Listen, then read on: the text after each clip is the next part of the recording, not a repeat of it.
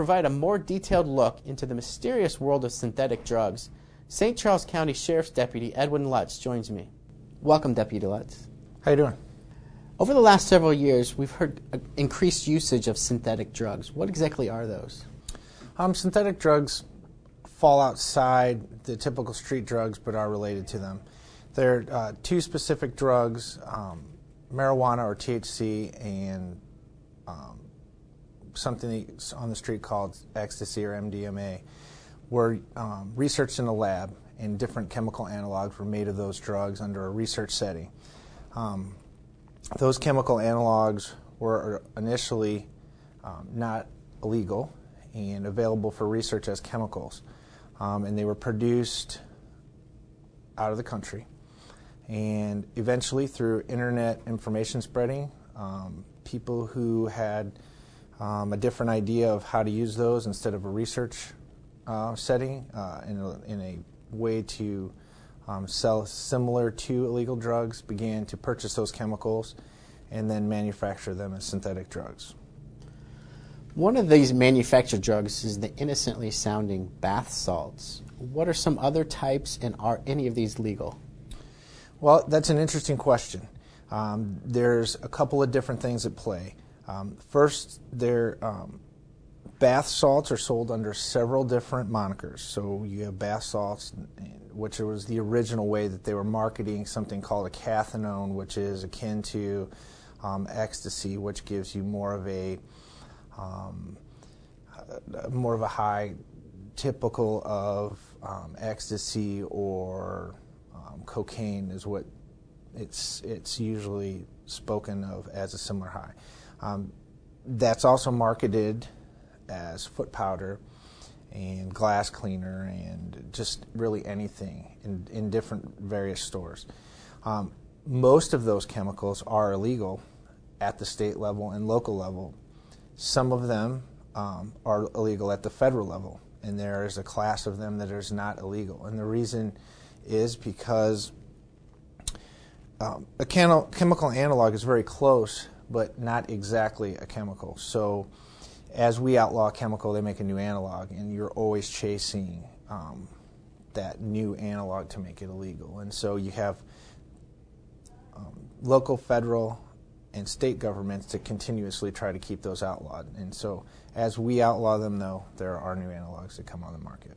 You mentioned that people are doing these because they do get that high, but actually these things cause some serious harms as well. What are some of the bad symptoms? The worst things that we're seeing is psychosis, especially with bath salts. And what happens with that psychosis is that people become, very mentally unstable.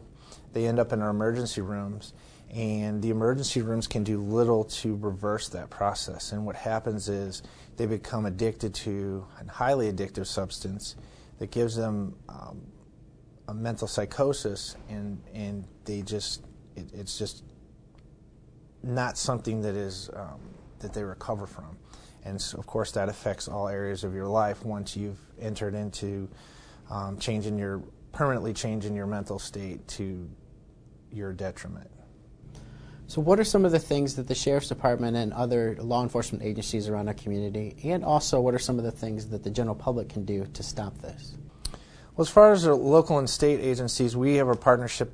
Our particular agency has a partnership with the federal government, and we're working hard to both identify the ever-changing ways they sell these products, the locations that they sell them, and identifying ways to keep ahead of the analogs as they change.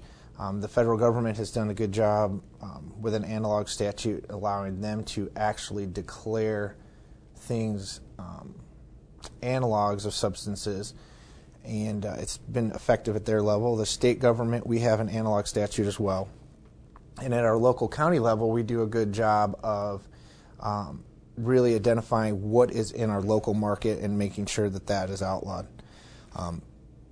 These particular substances are extremely profitable, and because they have about a 1,500% markup, they pop up in different locations all the time. And so what the public can do if they notice a loved one or a child of theirs is using those drugs, if they can help us locate where that source is, that will provide us the best ability to then take law enforcement action. Right now we're getting synthetics sold in different retail settings all across the board, from gas stations to convenient marts to shops that sell what they deem as paraphernalia for tobacco, but is often not used for that.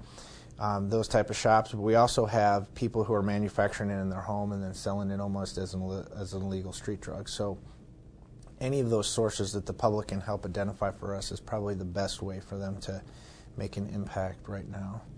Well, thanks a lot, Deputy Lutz, for coming in and your insight into this activity.